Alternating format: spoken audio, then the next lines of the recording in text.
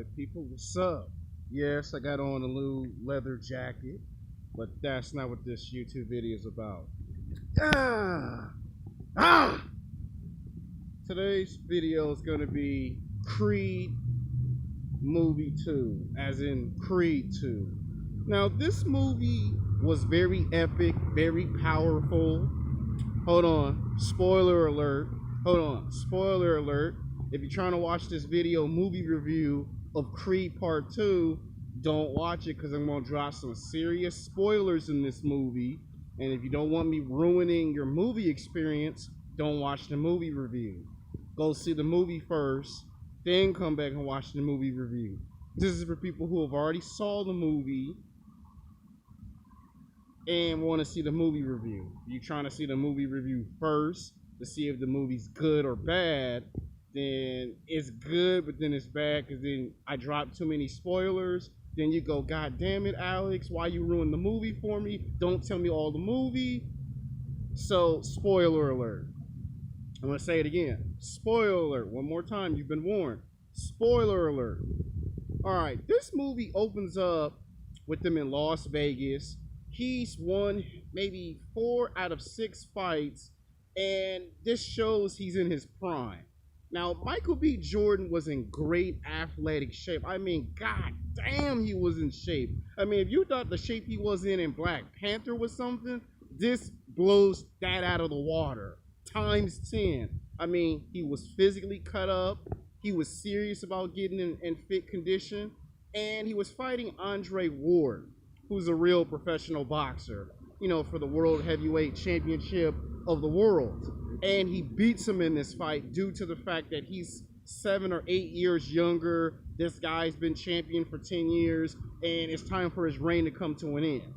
Right away, they established every character. That's what I loved about this sequel of Creed. They improved on everything in the second film, where in the first film, they were good, but there were some questions about the first film, where in the second film, they immediately established every character. You know who is who in the beginning of the film. You're not waiting towards the middle or the end of the film to go, this is who and that's who. Right from the beginning, everything's established. He wins the championship belt. Then we cut to the next scene where Rocky Balboa gives him this speech, you know, about life and being the champion. He then wants advice on how to get, how to marry his wife.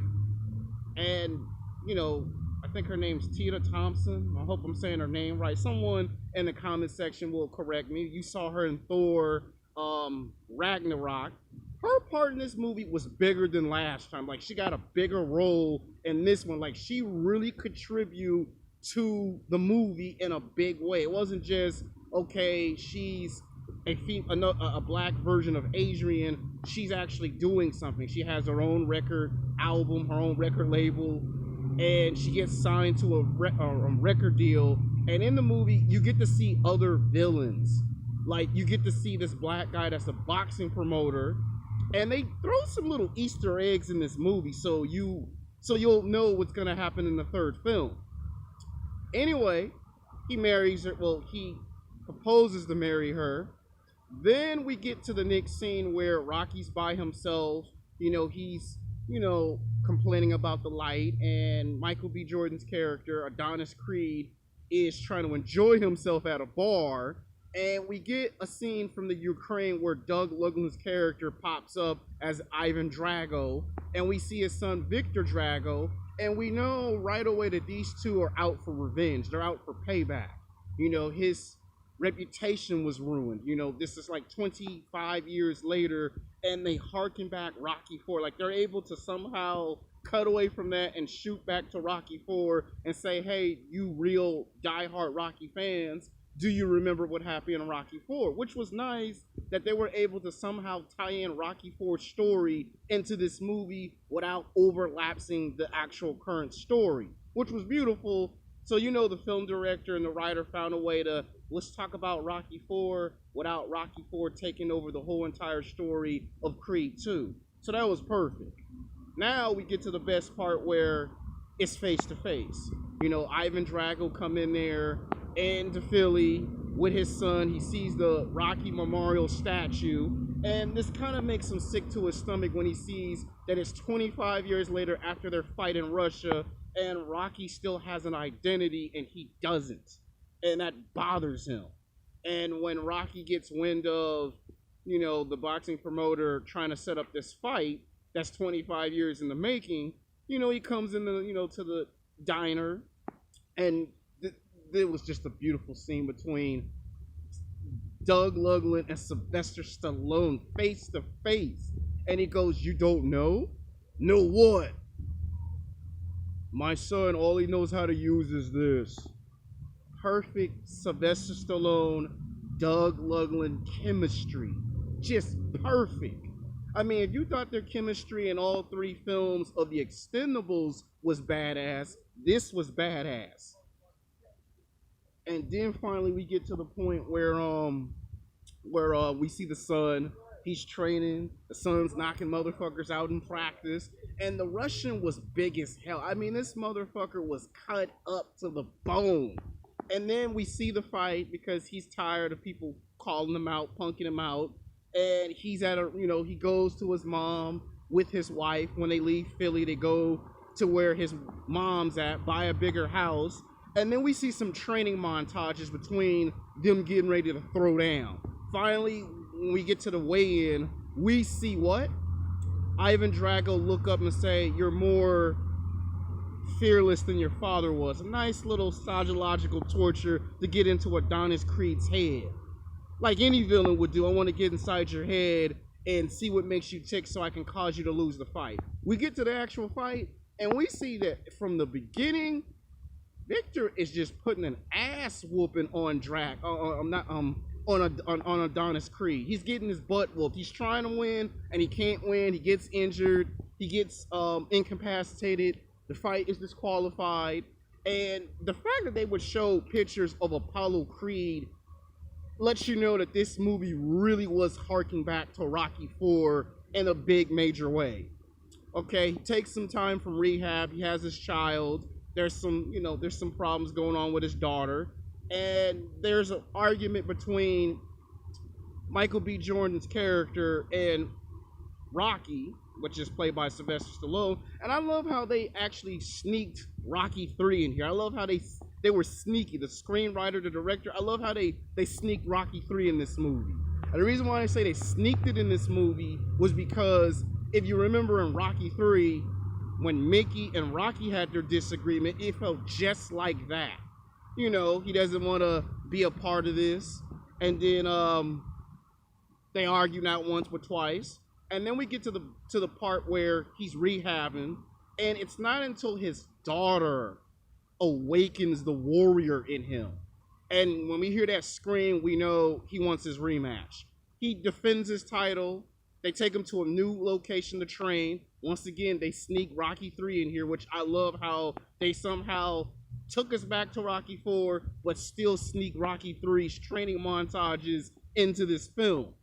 And then he trains.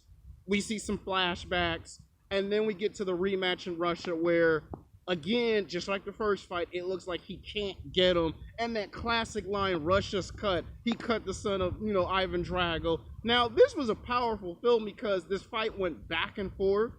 He beat him decisively, and we get to see the humanity of the character. Because before the fight, we see father and son interact on a level like we've always seen before. We see Ivan Drago tell his son Victor, "They have brought us back to the dinner table, and they expect great things from us." We see his wife, which I was surprised that they were able to get, Bridget Nelson to come back.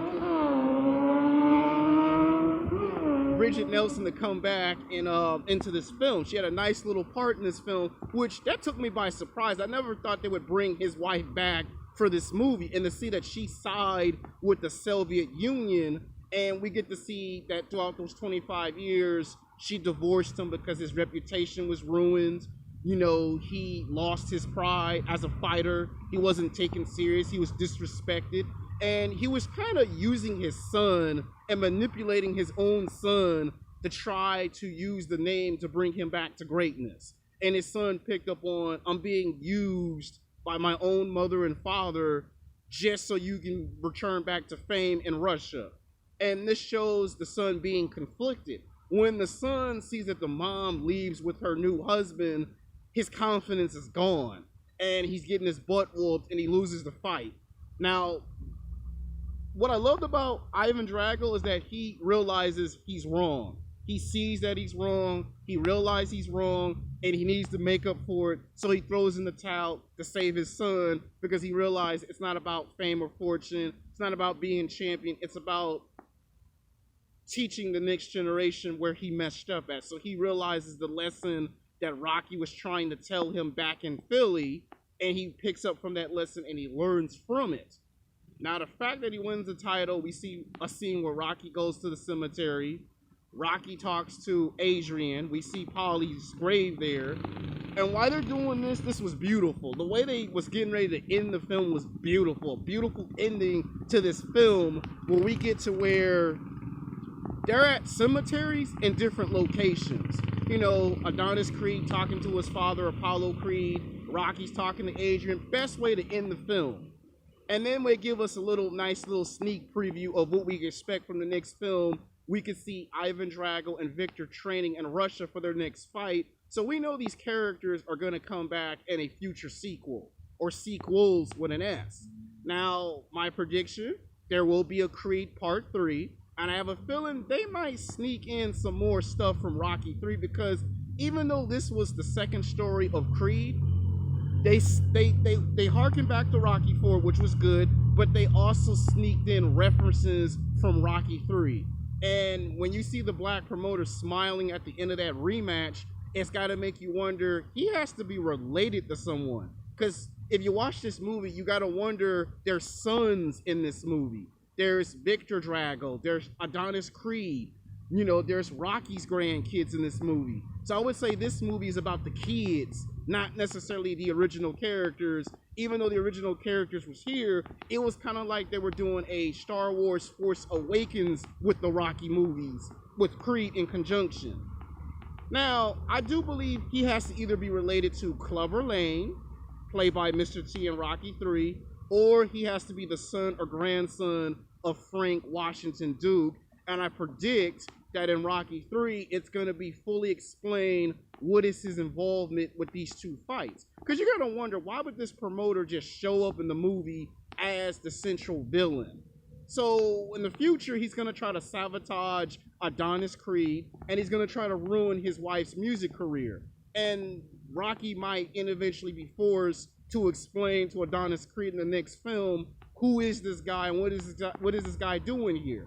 So that's my prediction for the next film. I give this movie a 10 out of 10. Michael B. Jordan really brought his game with this movie. Until then, peace.